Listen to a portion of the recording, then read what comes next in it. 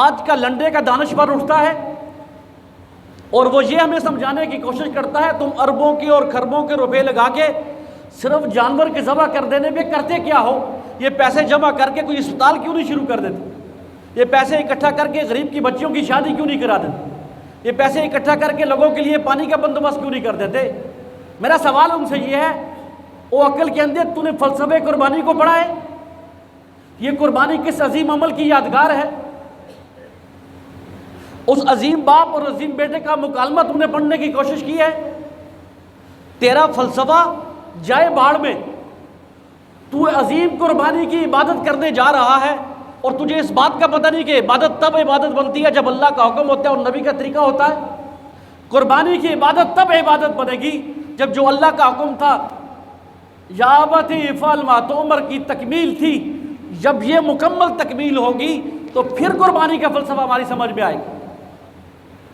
اور بڑی عجیب بات یہ ہے، لوگ یہ کہتے ہیں کہ بھائی ہر سال اتنے پیسے لگانے سے بہتر یہ ہے کہ بھائی یہ پیسہ اکٹھا کر دے، غریبوں پر خرچ کرنا شروع کر دیں۔ پہلی بات یہ ہے کہ تمہیں غریبوں پر پیسہ خرچ کرنے سے روکا کس نے ہے؟ تم خرچ کرو نا، لیکن خرچ کا آغاز قربانی کے عمل سے نہ کرو۔ خرچ کا آغاز جب اپنے بیٹے کی شادی کراتے ہو تو وہاں کروڑوں روپے کیوں لگاتے ہو؟ تمہیں کس نے روکا ہے کہ تم اللہ کے راستے میں کیوں خرچ نہیں کرتے؟ تم اس ایک اپنے بیٹے کی شادی پہ کروڑوں کا خرچ کرتے ہو، اس کروڑوں کی رقم سے بیسیوں غریبوں کی بچیوں کی شادیاں کیوں نہیں کراتے؟ تمہیں کس نے روکا ہے؟ قربانی ایک تقرب کا نام ہے، اللہ کے حضور قربت کا نام ہے، جس کا ذکر اللہ نے قرآن میں کیا ہے۔ لیکن انسان کا اپنے خاندان سے تعلق ہوتا، اپنے والدین سے تعلق ہوتا، اپنے رشتہ داروں سے تعلق، اور ہر وہ عمل کرنے کی کوشش کرتا ہے جس کا اس کے ساتھ قربت بڑھے۔ کبھی اس قربت کے لیے جان لگانے کی کوشش کرتا ہے، کبھی اس قربت کے حصول کے لیے مال لگانے کی کوشش کرتا ہے، کبھی اس قربت کے حصول کے لیے صلاحیتیں لگانے کی کوشش۔ ایسے ہوتا ہے کہ نہیں ہوتا؟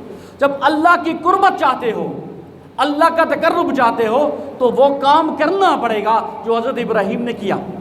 یہاں ایک بات میں عرض کر دیتا ہوں، مجھے اور آپ کو اگر یہ بات کہہ دی جائے کہ بھائی جناب جانور ہی ذبح کرنا ہے، لیکن 5 منٹ کے لیے آپ نے یہ چھری اپنے بیٹے کی گردن پر چلانی ہے، پھر اس کے بعد ہم جانور کو ذبح کر دیں گے، اپنے دل پہ ہاتھ رکھ کے بتائیے آپ میں سے کوئی آدمی اس کو گوارا کر سکتا؟ ہمیں کہا جائے کہ بھائی جانور ذبح کرنا ہے، لیکن صرف سنت ابراہیمی کی تکمیل کے لیے اپنے بیٹے کی گردن پہ چھری چلانی ہے، تو کیا خیال ہے کوئی تیار ہوگا؟